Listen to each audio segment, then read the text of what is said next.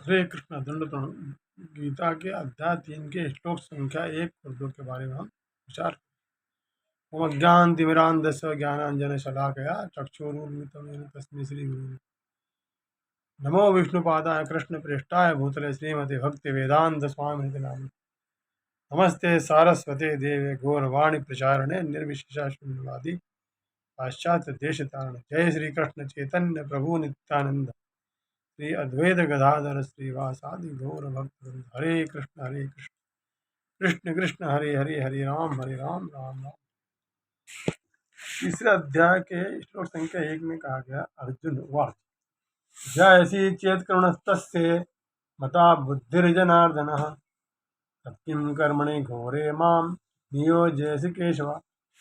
अर्जुन ने कहा, हे जनार्दन, हे केशव, यदि आप बुद्धि को सकाम कर्म से श्रेष्ठ समझते हैं तो फिर आप मुझे इस घोर युद्ध में क्यों लगाना चाहते हैं। श्रीला प्रभु अपने तात्पर्य में बताते हैं कि भगवान कृष्ण ने पिछले अध्याय में अपने घनिष्ठ मित्र अर्जुन को संसार के शोक सागर से उबारने के उद्देश्य से आत्मा के स्वरूप का विस्तृत वर्णन किया था और आत्म साक्षात्कार के जिस मार्ग की संस्तुति की थी कि है वह है बुद्धि योग या कृष्ण भावनामृत। कभी कभी कृष्ण भावनामृत को भूल से जड़ता समझा जाता है और ऐसी मूल धारणा वाला मनुष्य के नाम द्वारा पूर्णतया कृष्ण भावना भावित होने के लिए प्रायः एकांत स्थान में चला जाता, किंतु कृष्ण भावनामृत दर्शन में प्रशिक्षित हुए बिना एकांत स्थान में कृष्ण का नाम जप करना ठीक नहीं। इससे अबोध जनता से केवल सस्ती प्रशंसा प्राप्त हो सकेगी।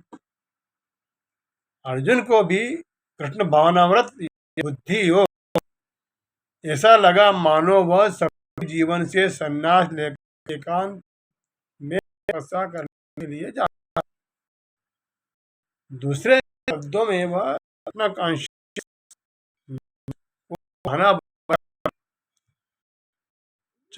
पूर्वक युद्ध से जी चुराना था कि मुझे युद्ध न करना पड़ा, किंतु एक निष्ठ होने के नाते उसने अपने गुरु यानी भगवान कृष्ण के समक्ष और कृष्ण सर्वकार विधि के प्रश्न किया।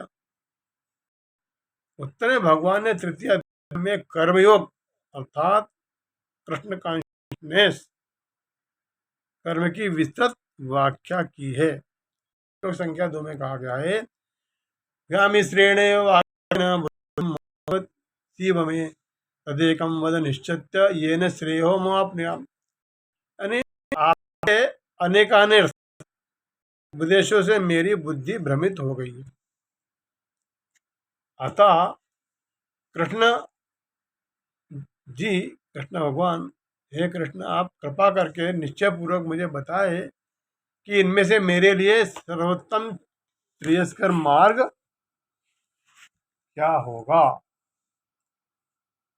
पिछले अध्याय में भगवत गीता के उपक्रम में सांग योग, बुद्धि योग, बुद्धि द्वारा इंद्रिय निग्रह, निष्काम कर्मयोग तथा नव दीक्षित की स्थिति जैसे विभिन्न मार्गों का वर्णन किया गया है, किंतु उसमें तारतम्य नहीं था। कर्म करने तथा समझने के लिए मार्ग की अत्यधिक व्यवस्थित रूपरेखा की आवश्यकता होती है। अतः अर्जुन इस भ्रामक विषय को स्पष्ट कर लेना चाहता था, जिससे सामान्य मनुष्य बिना किसी भ्रम के उन्हें स्वीकार कर सके।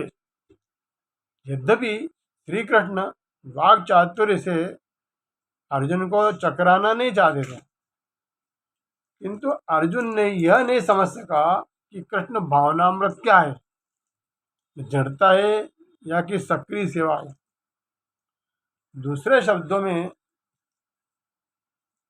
अपने प्रश्नों से वह उन समस्त शिष्यों के लिए जो भगवत गीता के रहस्य को समझना चाहते हैं कृष्ण भावनामृत मार्ग प्रशस्त कर रहा है। तीसरे अध्याय में भगवान कहते हैं, भगवान वाच लोकेस्मिन् विधा अनिष्टा पुरा प्रोक्ता महानगा ज्ञान योगेन सांख्यानाम कर्म योगेन योगिनाम। भगवान ने कहा, हे निष्पाप अर्जुन, मैं पहले ही बता चुका हूं कि आत्म साक्षात्कार करने का प्रयत्न करने वाले दो प्रकार के पुरुष होते हैं। कुछ इसे ज्ञान योग द्वारा समझने का प्रयास करते हैं, तो कुछ भक्ति योग द्वारा समझने का प्रयास करते हैं। द्वितीय अध्याय के 39वें श्लोक में भगवान ने दो प्रकार की पद्धति का उल्लेख किया, सांख्य योग तथा कर्मयोग या बुद्धि योग। इसी श्लोक में इनकी ओर अधिक स्पष्ट विवेचना की गई है। सांख्य योग अथवा आत्मा तथा पदार्थ की प्रकृति का वैश्लेषिक अध्ययन उन लोगों के लिए है जो व्यावहारिक ज्ञान तथा दर्शन द्वारा वस्तुओं का चिंतन एवं मनन करना चाहते हैं। दूसरे प्रकार के लोग कृष्ण भावनामृत में कार्य करते हैं। 40 श्लोक में भगवान ने बताया कि बुद्धि योग या कृष्ण भावनामृत के सिद्धांतों पर चलते हुए मनुष्य कर्म के बंधनों से छूट सकता है और इस पद्धति में कोई दोष नहीं है।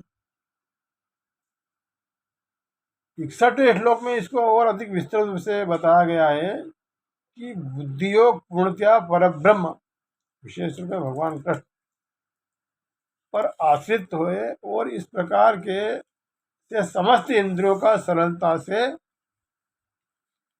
नियंत्रण किया जा सकता है तथा दोनों प्रकार के योग धर्म तथा दर्शन के रूप में अनन्य श्रुति थे। दर्शनविहीन धर्म मात्र मनुष्य की भावुकता या कभी कभी धर्मांधता है और धर्मविहीन दर्शन है मानसिक पापों, मानसिक कंफ्यूजन। अंतिम लक्ष्य तो भगवान कृष्ण ने, क्योंकि जो दार्शनिक जन परम सत्य की खोज में रत रहते हैं वे अंततः कृष्ण भावनामृत को प्राप्त होते हैं। इसका भी उल्लेख भगवत गीता में हमें मिलता है। संपूर्ण पद्धति का उद्देश्य परमात्मा के संबंध में अपनी वास्तविक स्थिति को समझ लेना है। इसकी अप्रत्यक्ष पद्धति है दार्शनिक चिंतन, जिसके द्वारा क्रम से कृष्ण भावनामृत तक पहुंचा जा सकता है। प्रत्यक्ष पद्धति में कृष्ण भावनामृत का मार्ग श्रेष्ठ है, क्योंकि इसमें दार्शनिक पद्धति द्वारा इंद्रियों को विलग नहीं करना होता है। कृष्ण भावनामृत स्वयं ही शुद्ध करने वाली प्रक्रिया है और भक्ति की प्रत्यक्ष विधि सरल तथा दिव्य होती है। हरे